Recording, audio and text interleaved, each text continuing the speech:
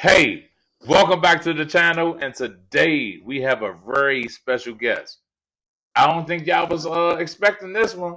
I think I pulled it out the hat. The one and only, the legendary Jocelyn Brown. Can't get off my high horse, and I can't let you go.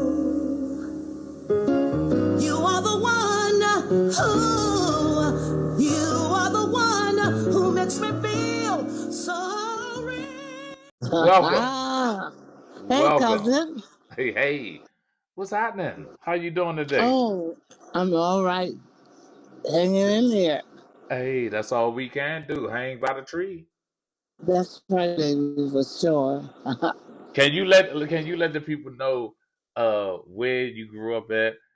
I know you was born in Kinston, North Carolina, where our Yes.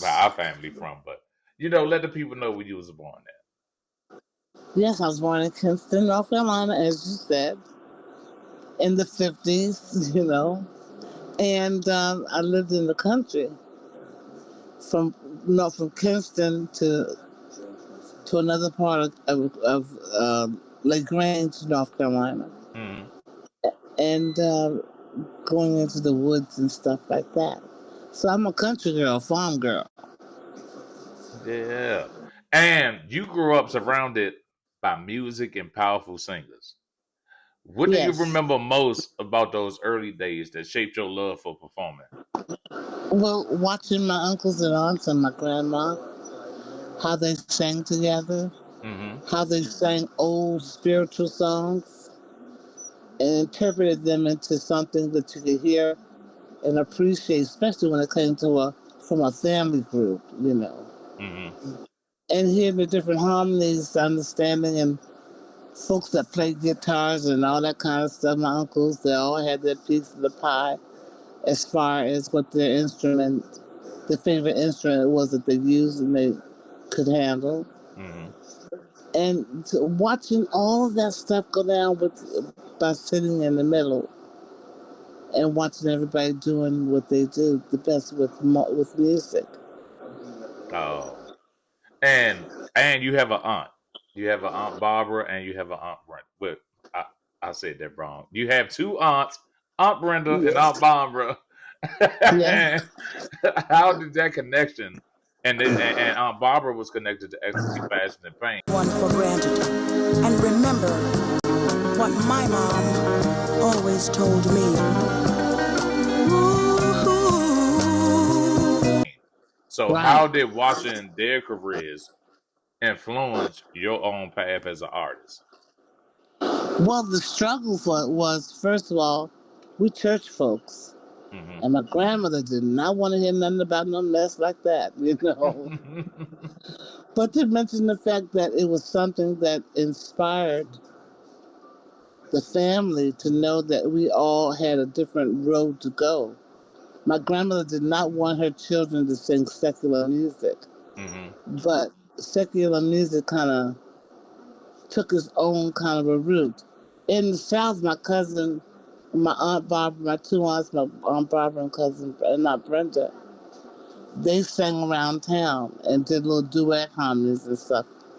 And eventually, they were blessed to go to New York with my other aunt and my mom and began to deal with Barbara and Brenda, which allowed them to become known in the business as a staring duet, Hmm. which was beautiful. Hmm. And then, of course, after all that, Barbara, cousin Brenda got married, of course, and then after that, Barbara said, "Well, I got to move on further," and Ecstasy, Passion, and Pain came into play, and she started working with them Mm. and became very popular and very famous and very wonderful, great music. How did what how did it change from you seeing New York and, as we said, you from Kinston, North Carolina. You grew up in Kinston, but you also grew up in DC. So Yes. how was it the change from Well, Kinston to DC? Well, the fact was, being young like I was, it was a family move, you know. Excuse me, it had nothing to do with it being favorable. You had to learn to grow with it. Mm-hmm. And I grew up in those areas and met different people and came out of the country life into the city life. Even though Kinston had a little city life, but it wasn't like Washington, D.C., where Mm-hmm. we stayed with my uncles, my grandmother, myself, I'm Barbara Brenda, and I'm Brenda. We stayed with our Uncle Frankie and Uncle Ruda. No, one of the other uncles, Uncle Howard. There we go. There's And so many of them. how did you know that music just wasn't a family tradition, but it was your calling? Well, I didn't know. I didn't know until I was like, in my teens. And I got a chance to understand that the voice that I had at that time allowed me and my Barbara and cousin Brenda to master an album that we were doing with Mm-hmm. Peaches and Herb, and to know that I had a voice to work with them. We could do harmonies, background harmonies, and that's what we did. And that was the first gig I ever had, so it allowed me to know that God gave me a gift to take care of myself. And I was able to, to take care of me. I was able to pay for what I need to pay for to survive. Up and until this day, thank God for Jesus. So what gave you the courage to, because you said the family doesn't want you to sing secular music. So what gave you that courage? I had no choice to survive, to bring forth money, to take care of my mom, to take care of the family. I had to find a job. I was doing some jobs in the beginning. I did, different things as a receptionist, uh, a box builder, and secular music. Not secular music, excuse me. Different kinds of music that allows me to do background harmonies. Mm-hmm. And I didn't understand that because I was called because of my aunt referring me to it.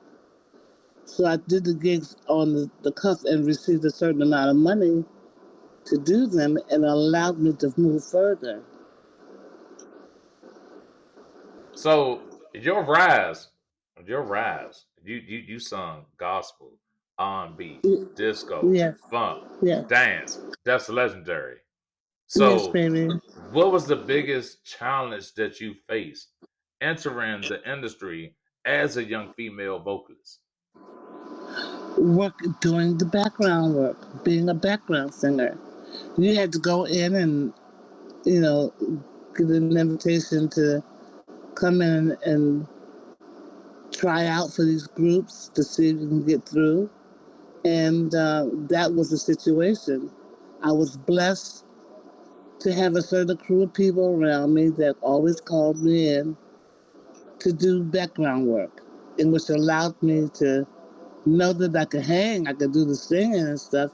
Hmm. But I didn't believe in myself as being a solo artist.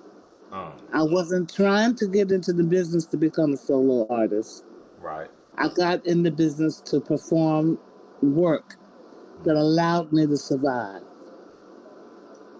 So a lot of people don't know how much background and session work you did while you were building your career. Can you go into those early studio experiences of Mm. being a background and a session vocalist? Yes, yes.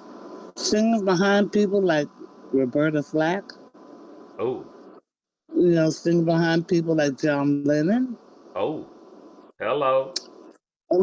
singing behind people like Michael Jackson. Oh, hey, keep going. Keep And going. I mean, I can talk about what a job is as far as a background singer is concerned. I'm not talking about going in trying to do lead work. I'm going in talking about doing a background singer's work. Hmm. And that's what was going on. You know, I was able to meet with some great people, John Lennon, and dealing with,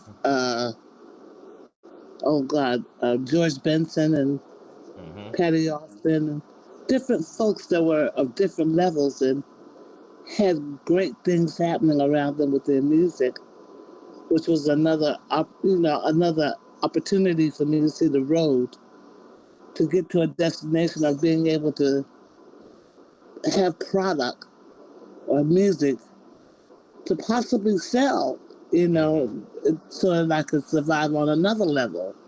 Because I did realize that besides being a background singer, I wrote songs as well, Right. so that was another part of the journey that came into play. And you work with so many people. Like, what collaboration felt the most unexpected, but the most rewarding?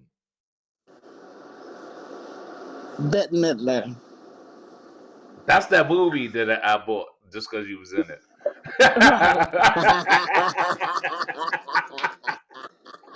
Right. Yeah. Yes, yes. And, Divine Madness. yeah, Divine I Madness. Yes, Bette Midler is a hell of a lady. She did a lot of things and she did them on her own. Hmm. She had to deal with issues that, us women in this business really have to go through and have a hard time with. Because it is a fight. It's a fight of being able to have yourself recognized as being able to fulfill and to serve a place. Not better than men, Hmm. not to take their places or anything, but can do the job Right. of what that allows you with music. Hmm. And she was one of those sisters that hooked it up where her life was a life to look at and say, wow, listen to what she's doing and look at how she did it and look how long it's taken her to do what she does. And look where she is now. She is in a position that she can take care of herself, pay for what she wants, have a big old house, and have things that you would want to have in order to survive Hmm. in this business. Hmm. All right. So everybody know your voice. So when you did somebody else's guy, when you wrote that Yes. song, did you feel and well when you wrote the song and put it out? Did you feel the impact immediately, or was it gradual how it became a hit? Because it was number two on the billboards in 1984. Let's get that right. Oh, Lord have mercy, 84. Yes, baby.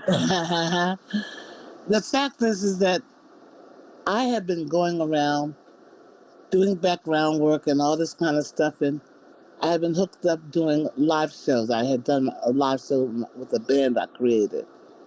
And for some strange reason, it started taking off pretty nice. And folks were saying, girl, where's that song that you just sang there? Is it out? Then I was saying, no, it's not.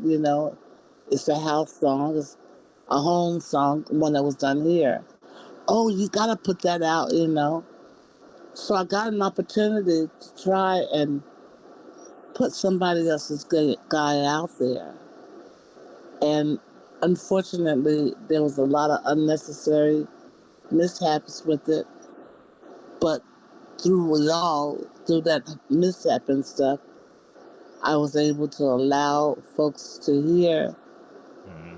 how a song that was created by me was seen on the trying out level, letting everybody hear that I had product out. Hmm. And in return of that, that allowed me to be able to be in a position to put somebody else's guy to be heard. The real most intense thing is that somebody else's guy was written by not just myself, but by my sister Annette as well. Facts. And the fact is that that song in itself was a 50-50 song between me and her. Hmm.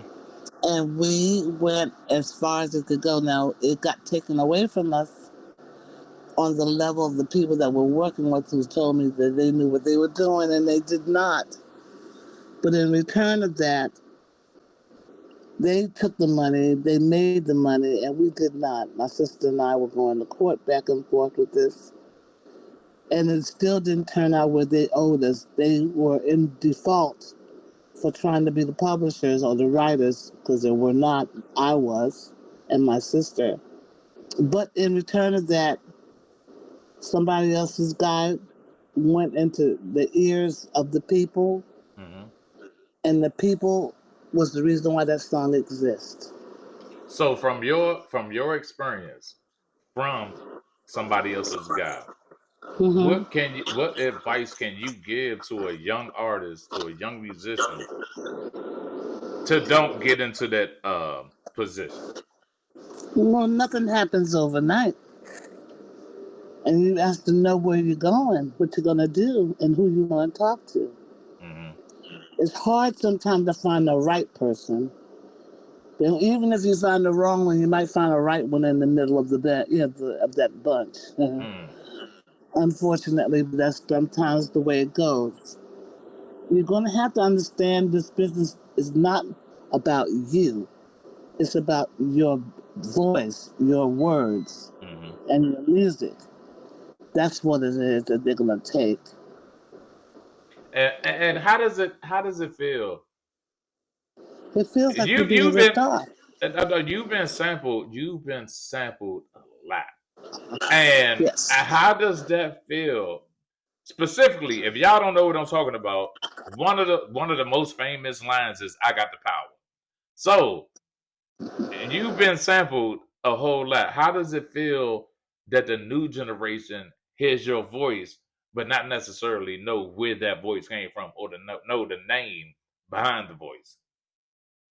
Well, that's painful for them to not be able to know who I am and the voice that's being dealt with. But it's more so a great blessing that something happened on that level and they used my voice Hmm.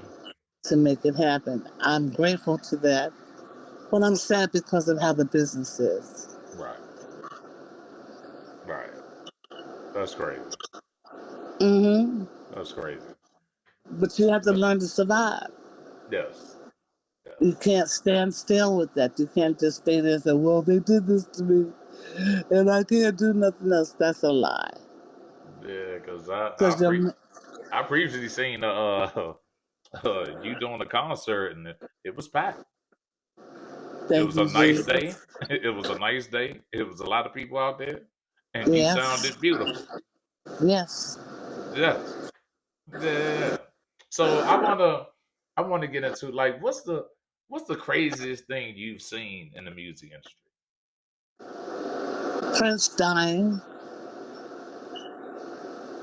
people leave, Michael Jackson dying, people losing their life, losing everything, and be at the top of their, just be at the top of the situation. And there's no love, there's no understanding, there's nothing to pass up to folks to grab hope, to stay with and build from. They get rid of it. They walk away from you. It's like as if, oh, you were here today, but you're gone tomorrow. Right, Oh, right, what is that? right. What is that? It just can't be. We're still existing, and you're still using our music, Mm-hmm. even if it's not today's music and it was yesterday's. You got yesterday's music, and it's working. Yes, yes. As long as it works and turns over, you're going to profit from it, but you're also going to be an influence with sound. Have you ever felt pressure to continue your family's music legacy, or do you just do it because you love music? I do it because I love music, not to take on my family. They have to do that on their own. Hmm. I've learned that my family they can't take you with them, but to a certain degree. After that, you're on your own. And some of them that think they can sing can't sing. Ooh.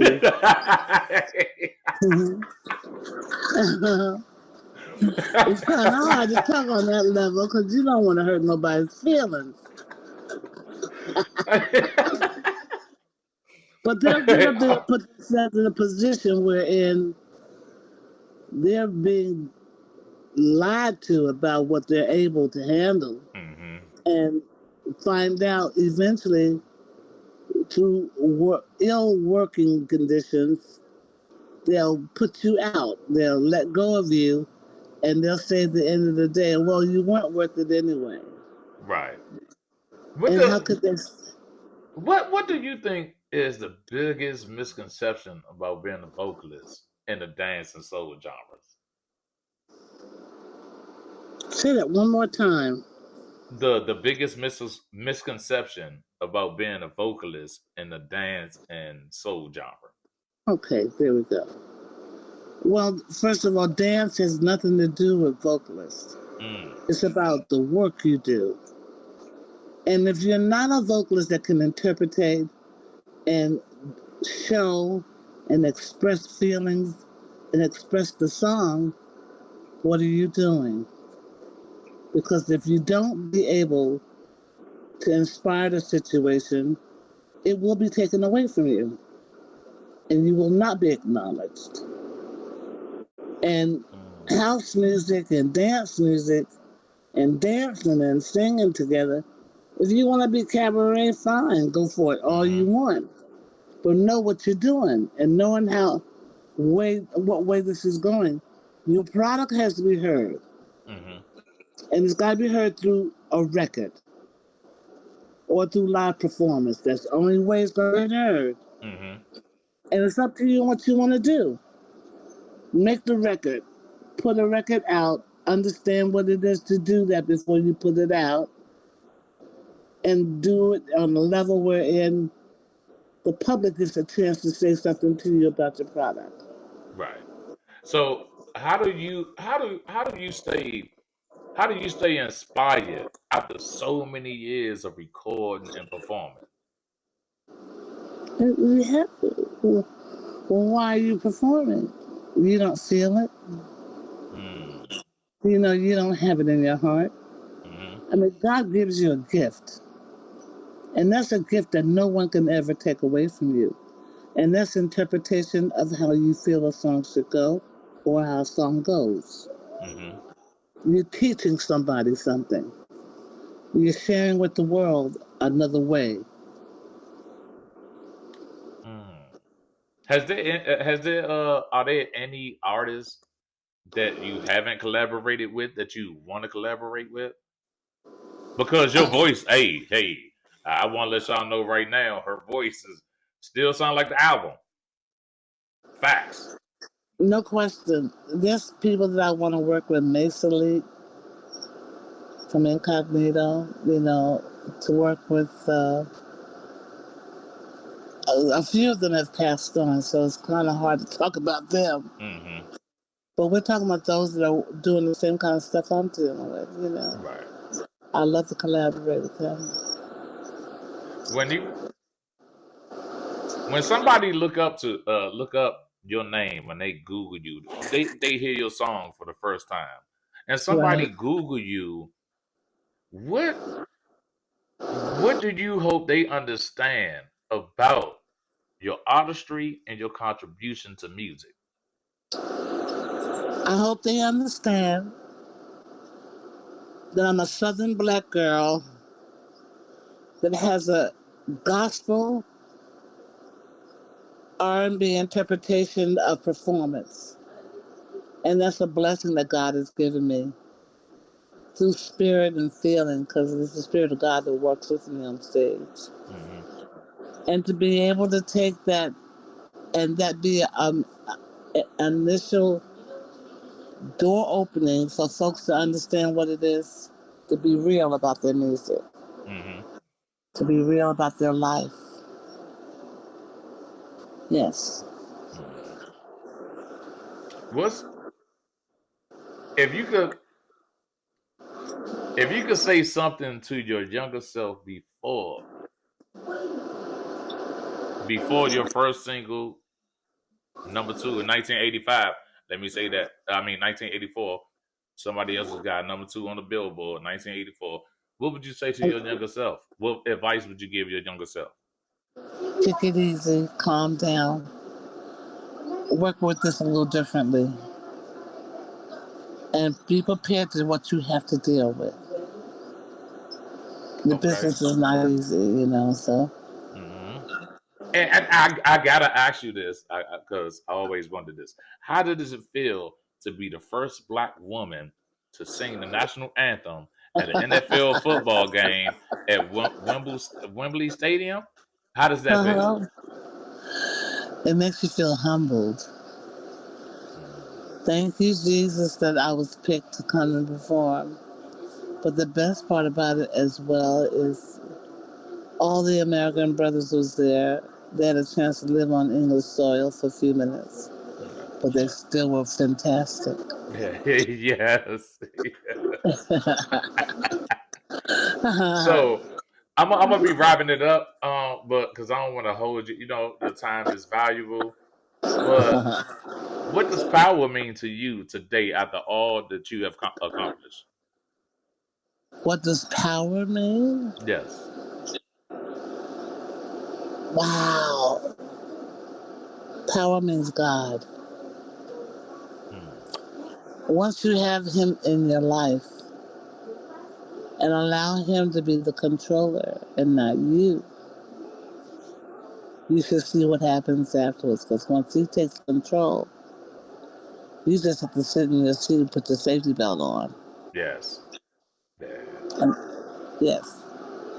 And this is my last question for you. Yes, my baby. What do you want fans to feel when they hear your voice? Truth, love, talk, you know, inspiration, and God. At least feel the Spirit of God walking in with my voice. Hello. And it touches you spiritually, yes. Hello. Yes. Can you shout out all your YouTube channels, your social media platforms? Sure. What's your social media platforms? Jocelyn Brown and everything? Jocelyn Brown and family. Okay. What's that on Instagram? Uh-huh. Okay. And she got YouTube going to be coming up. You get her YouTube right. Yes, it's that's just Jocelyn Brown. Yeah, just Jocelyn Brown. Yeah, Jocelyn Brown. Not just Jocelyn Brown. It's just Jocelyn Brown. Search that on YouTube and you'll find it. I want to say thank you so much for coming to What's Happening Slim and giving me this interview. I love you. I love you too, and you're more than welcome to be with me again and again and again because I love our session. It's beautiful, the right words, the right things to say.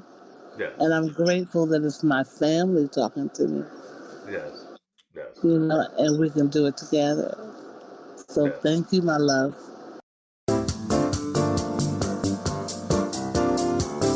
We're made to love. For so long I prayed for love.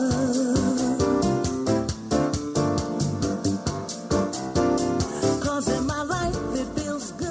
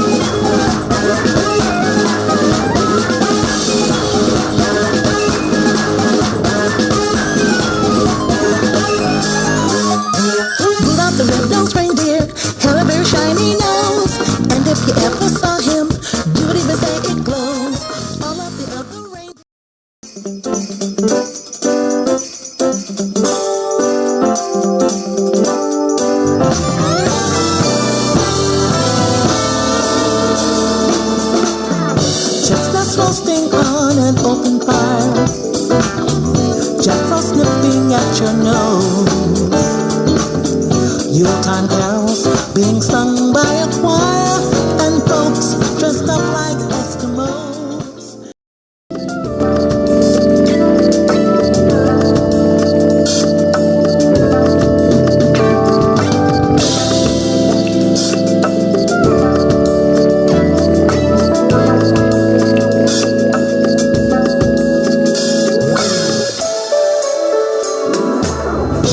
Snow falling, bringing in the day.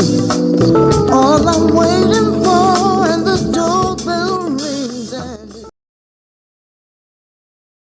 hi, Jocelyn.